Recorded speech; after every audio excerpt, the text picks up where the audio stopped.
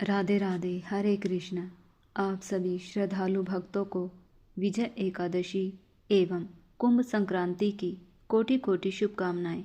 यह दोनों ही पर्व सनातन धर्म में अत्यंत पावन, फलदायी और आध्यात्मिक दृष्टि से विशेष महत्व रखते हैं। विजय एकादशी का व्रत जीवन में आने वाली बाधाओं, शत्रु बाधा, मानसिक तनाव और असफलताओं पर विजय दिलाने वाला माना गया है। शास्त्रों में वर्णन मिलता है कि फाल्गुन मास के कृष्ण पक्ष में आने वाली इस एकादशी का व्रत यदि पूर्ण श्रद्धा, नियम और संयम के साथ किया जाए तो व्यक्ति को हर क्षेत्र में सफलता और विजय प्राप्त होती है। ऐसा कहा जाता है कि प्राचीन काल में अनेक पराक्रमी राजाओं ने इस व्रत के प्रभाव से हारी हुई बाजी को भी जीत में बदल दिया था।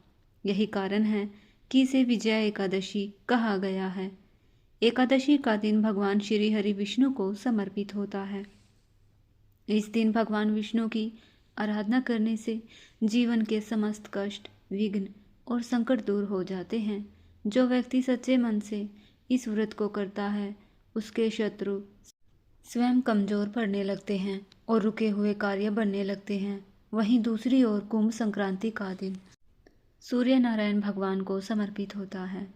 इस पावन तिथि पर सूर्य मकर राशि से निकलकर कुंभ राशि में प्रवेश करते हैं, जिससे इस दिन का धार्मिक और ज्योतिषीय महत्व और भी बढ़ जाता है।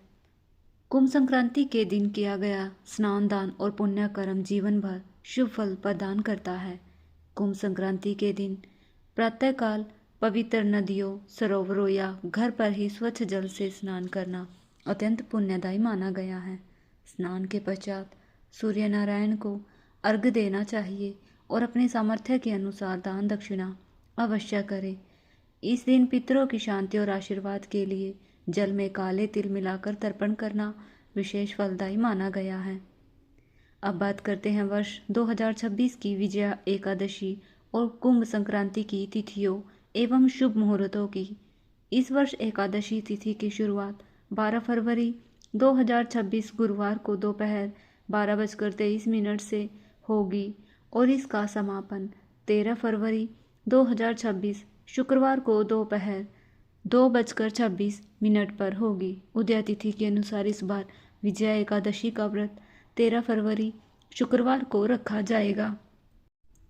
विशेष बात यह है कि इसी दिन कुंभ संक्रांति भी मनाई जाएगी, जिससे इस दिन का पुण्य कई गुना बढ़ जाएगा। एकादशी के दिन ब्रह्म मुहूर्त सुबह 5:27 से 6:15 तक रहेगा। सूर्योदय सुबह 7:04 और सूर्यास्त शाम 6:17 पर होगा। प्रातःकाल पूजा के लिए सबसे शुभ समय 5:44 से शाम 7:01 पर होगा, जबकि सायंकाल पूजा का शुभ मुहूर्त 6:07 से 7:27 तक रहेगा। इस दिन राहु काल सुबह 10:30 बजे से 12 बजे तक रहेगा, इसलिए इस शुभ समय कार्य और पूजा पाठ से बचना चाहिए। द्वादशी तिथि 13 फरवरी शुक्रवार को दोपहर 2:27 पर प्रारंभ होगी और 14 फरवरी शनिवार को शाम 4:01 पर समाप्त होगी। द्वादशी के दिन ब्रह्म मुहूर्त सुबह 5:26 से 6:14 तक रहेगा और सूर्योदय सुबह 7:03 पर होगा।